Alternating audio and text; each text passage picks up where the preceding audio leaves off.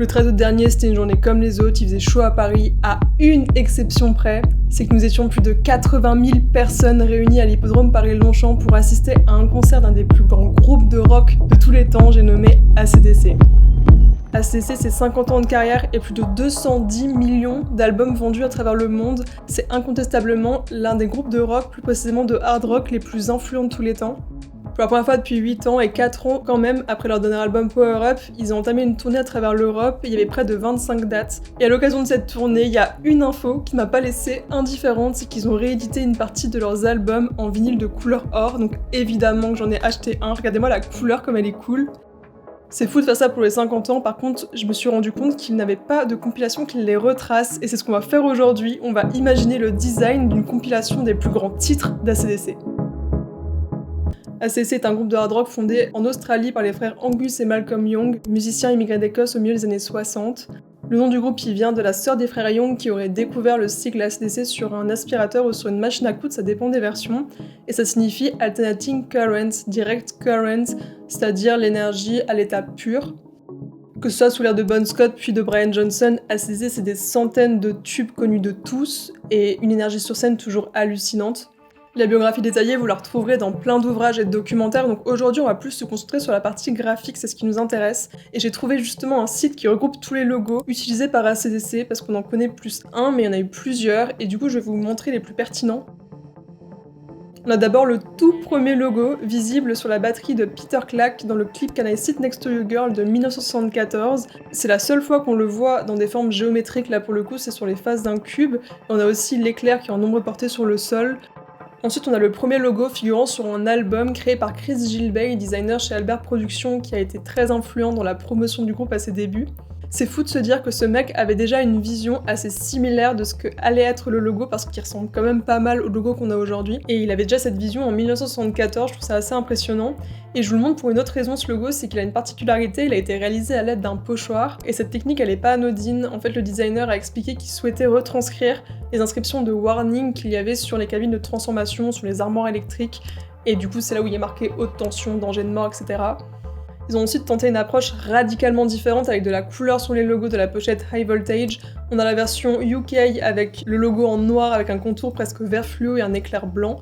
Et on a la version européenne en rose avec un éclair jaune et une ombre portée en bleu. C'est très personnel, mais je trouve que c'est peut-être les logos qui ont le plus mal vieilli. Après, c'est peut-être aussi les plus audacieux. La pochette européenne, elle est flashy et colorée, donc ça s'intègre bien. Et c'est assez étonnant d'avoir fait ces choix-là. Celui-là, il figure sur la version internationale de Dirty Deeds. Il a été créé par le studio Hypnosis qui a travaillé avec les Pink Floyd, Genesis, Led Zeppelin et plein d'autres. L'éclair disparaît pour laisser place à une barre, le tout dans une typo qui est arrondie, italique et rose. Esthétiquement, je trouve pas trop mal, mais je trouve que ça ressemble pas trop à l'univers du hard rock pour le coup, mais c'est peut-être un parti pris. Petit logo vibrant, celui-là je l'adore, on dirait qu'il s'est pris une décharge électrique. Il est sur la pochette Power Age et je le trouve trop cool. On ressent la haute tension, en plus de ça, ça fait un lien avec l'illustration de l'album où il y a des fils qui sortent de la manche du guitariste Angus Young. Et enfin, le logo, conçu en 1977 par Gérard Huerta, sous la direction artistique de Bob Defrin. Il a été utilisé pour la première fois sur l'album Let There Be Rock, et c'est littéralement l'image de marque du groupe. Il s'agit de 4 lettres de style gothique, un éclair dans le même traitement, la forme des lettres est inspirée de la Bible de Gutenberg, qui est le premier livre imprimé, et il leur a ajouté un effet de biseau qui leur donne un aspect pointu.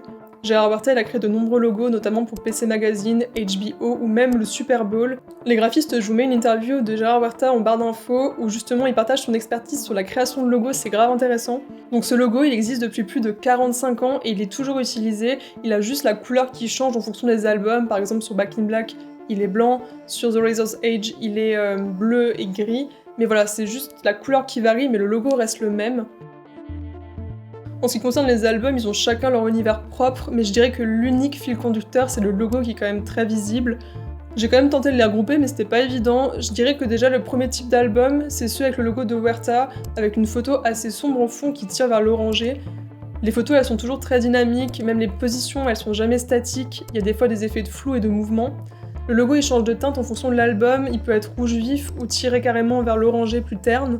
Il y a des albums qui sont carrément épurés dans la composition avec uniquement le logo, le titre de l'album et éventuellement une petite illustration, comme par exemple le canon sur Frodo's About to Rock ou bien la manivelle sur Flick of the Switch. Il y a des versions plus graphiques comme pour l'album Black Ice où c'est l'avant d'une locomotive qui est très détaillée, qui fait bien sûr référence au titre phare Rock'n'Roll Train, et on a ceux avec les effets de matière, allant de la pierre brute pour Rock or Bust, aux planches de bois pour TNT et Fly on the Wall, au métal d'une lame de rasoir pour The Razor's Edge, jusqu'au néon pour le dernier album Power Up. Pour mener à bien ce projet, il faut absolument que je fasse une liste des choses à faire. Déjà, première chose, mais pas des moindres, définir quels sont les titres qui seront dans ma compilation. Je pense que je vais en prendre 24 du coup pour faire 2 vinyles recto verso. Ensuite du coup il faut que je fasse l'album face et dos ainsi que à l'intérieur les pochettes qui protègent les vinyles. Il y a 2 vinyles donc ça fait 2 pochettes recto verso. Et si j'ai le temps, j'aimerais bien faire peut-être un petit design sur le vinyle. Actuellement c'est une version or mais peut-être l'adapter en fonction des couleurs de ma pochette.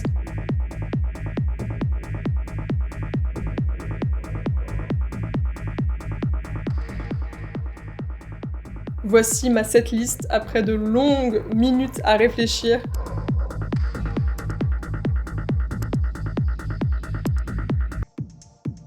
On rentre dans le dur et là, très compliqué de trouver un concept qui représente 50 ans de carrière. Du coup, j'ai réfléchi et je me suis dit que parfois, les concepts les plus simples étaient les plus pertinents. Et tout à l'heure, on a appris dans l'analyse des logos que la technique du pochoir qui suit le groupe depuis ses débuts a été inspirée des warnings qu'il y avait sur les cabines de transformation. Donc j'ai eu l'idée de reprendre cette cabine de transformation comme élément central de mon album, avec dessus au pochoir des références à ces 50 ans, le tout peut-être sur un sol assez neutre et avec un ciel avec des éclairs. C'est comme ça que je l'imagine pour le moment. Et pour le logo, je vais reprendre l'emblématique de Huerta qui est quand même présent depuis plus de 45 ans, je vais pas le réinventer. Je vais peut-être juste changer la tonalité du rouge en fonction du reste de la pochette.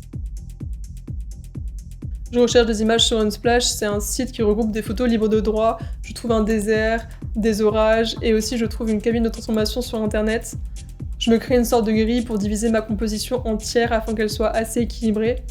J'importe toutes mes images et je commence à placer le désert et je l'étends à l'aide de l'IA pour qu'il prenne environ les 2 tiers de la composition. Ensuite, je détourne ma cabine, je la place rapidement sur mon désert et je nettoie les petits défauts. Je suis pas sûre que si on voit l'album, on capte direct ce que c'est si on connaît pas un peu. Du coup, je vais tenter de changer la boîte qu'il y a au fond en la remplaçant par un éclair. J'ai donc créé la forme de l'éclair à partir du logo, je l'ai mis en perspective et j'ai pris des morceaux de la boîte du dessous pour créer cette sorte de boîte. Je m'y suis reprise plusieurs fois pour la perce, elle va changer un peu plus tard, j'avais besoin de recul.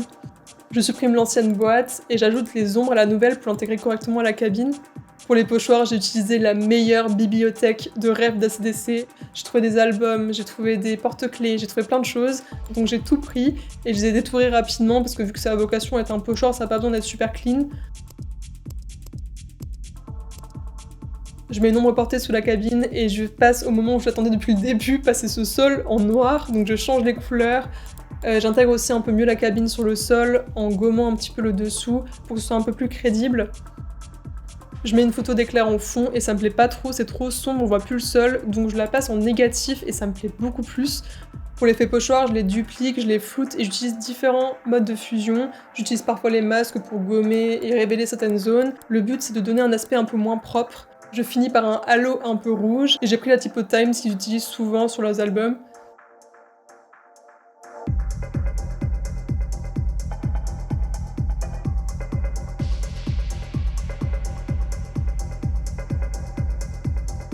Pour le dos, l'idée c'était de reprendre le style graphique de la face, que ce soit dans les couleurs ou même dans le type d'éléments. J'ai pris une photo d'un de mes albums et j'ai récupéré le code barre et les mentions en bas. J'ajoute l'éclair puis le désert dans les mêmes teintes que la face. Enfin, je cale correctement le nom des titres et j'ai tout simplement repris la même typo pour que ce soit cohérent. Je rajoute aussi le petit halo rose et on est bon.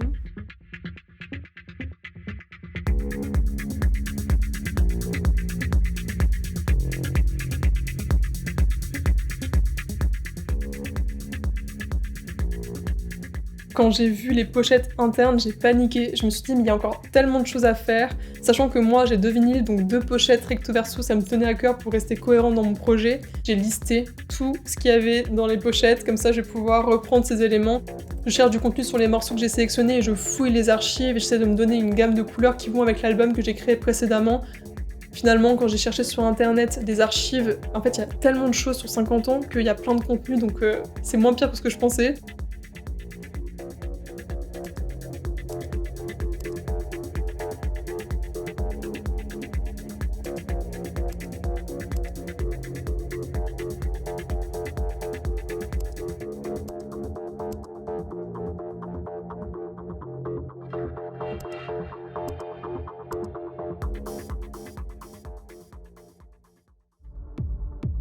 Le vinyle, j'ai hésité à le faire parce que je savais pas si j'aurais le temps. Clairement, j'avais pas le temps, mais c'est pas grave. Et au-delà de ça, c'était peut-être intéressant de garder le vinyle or pour correspondre aux 50 ans, mais on n'a pas fait tout un projet pour s'arrêter là, et je pense que c'est intéressant d'avoir justement quelque chose de cohérent jusqu'au bout.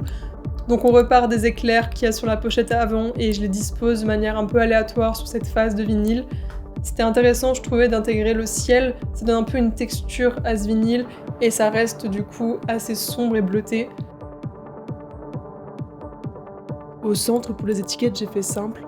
J'ai repris les infos d'un vinyle original avec les mêmes logos de label et les mentions légales. J'ai organisé le nom des musiques par face en ajoutant au fond le désert et en utilisant toujours la typo Times.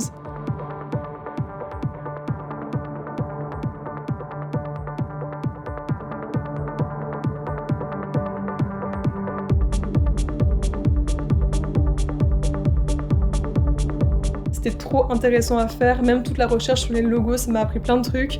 Écoutez, c'est ma deuxième vidéo et j'ai trop aimé. Déjà la première était trop cool à faire, celle-ci aussi. Donc on se donne rendez-vous dans un mois pour un projet qui n'a rien à voir. À la prochaine.